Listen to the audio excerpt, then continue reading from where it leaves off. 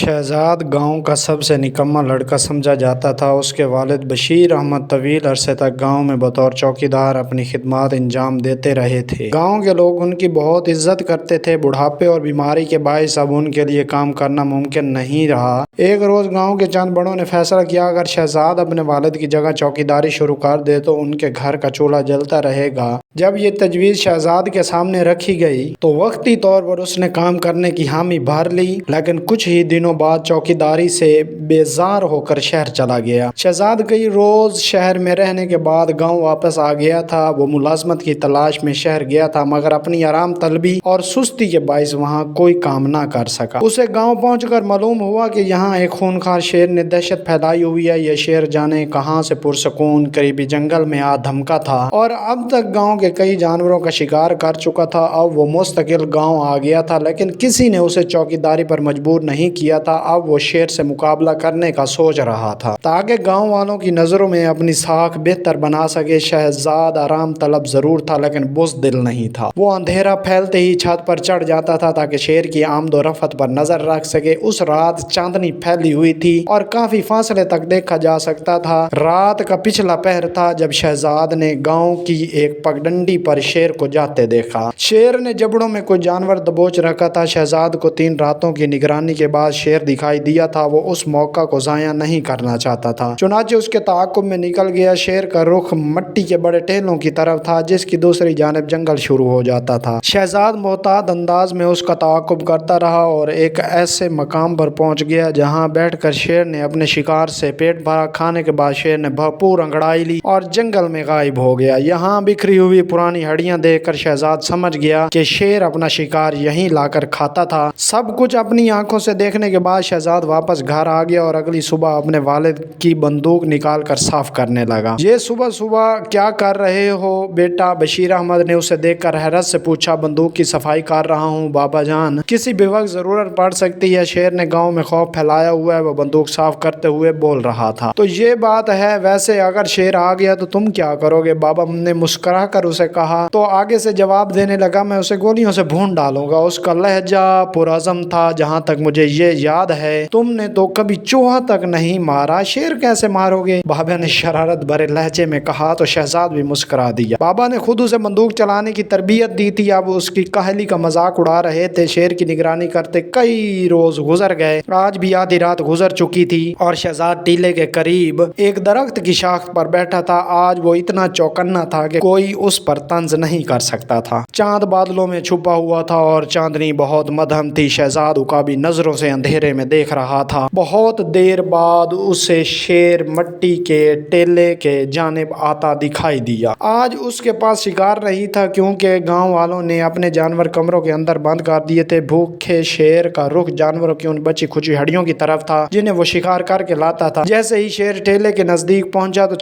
چونک کر ادھر ادھر دیکھنے لگا، شاید اسے وہاں کسی کی موجودگی کا احساس ہو گیا تھا۔ شکار کی امید پر بھوکا شیر پوری طرح چوکنا ہو گیا تھا۔ وہ محتاط انداز میں ادھر ادھر دیکھتے ہوئے آگے بڑھا۔ جلد ہی اسے معلوم ہو گیا کہ کوئی ٹیلے کے قریب درخت پر بیٹھا ہوا ہے۔ شہزاد بھی صورتحال سے نپٹنے کے لیے تیار تھا۔ اسے شکار کا تجربہ تو نہیں تھا لیکن اب پیچھے ہٹنا بھی ممکن نہیں رہا۔ اس نے شاخ پر بیٹھے بیٹھے بندوق سیدھی کی اور شیر کی دونوں آنکھوں کے درمیان کھوپڑی کا نشانہ باندھ لیا۔ وہ شیر کے قریب آنے کا انتظار کر رہا تھا۔ جیسے جیسے درندہ آگے بڑھ رہا تھا شہزاد کے دل کی حرکت تیز ہوتی چلی جا رہی تھی، لیکن اسے اپنے حواس پر قابو رکھنا تھا۔ جیسے ہی خونی درندہ مزید آگے بڑھا شہزاد نے بندوق کا ٹریگر دبا دیا۔ علاقہ دور دور تک فائر کی آواز سے گونج اٹھا۔ گھونسلوں میں سوئے ہوئے پرندے گھبرا کر شور مچانے لگے۔ درخت کی وہ شاخ جس پر شہزاد بیٹھا تھا زیادہ مضبوط نہیں تھی۔ فائر کرتے ہی اس کے جسم کو بندوق سے جھٹکا لگا تو شاخ تنے سے جدا ہو گئی اور شہزاد اپنا توازن کھو کر زمین پر گر گیا۔ بلندی سے گرنے کے باعث اس کی ٹانگ پر شدید چوٹ آ گئی تھی۔ بندوق اس کے ہاتھ سے نکل کر زمین پر جا گری تھی۔ وہ زخمی ٹانگ پکڑے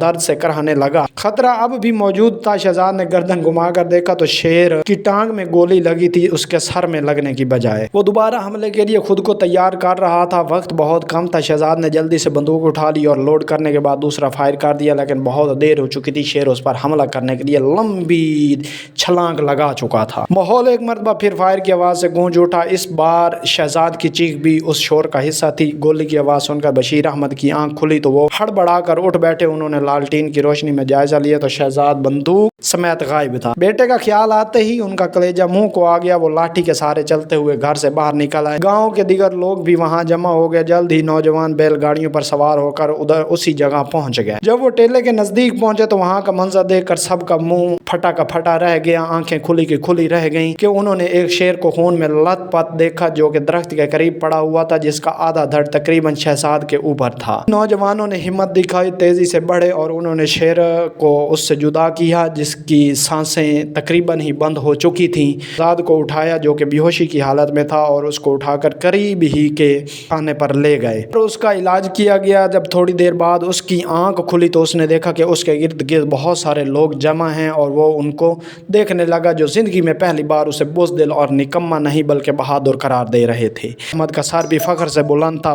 वक्त ने उनके बेटे को गांव का सबसे बहादुर नौजवान साबित कर दिया था जो उनके लिए एक बड़ा एजाज़ था।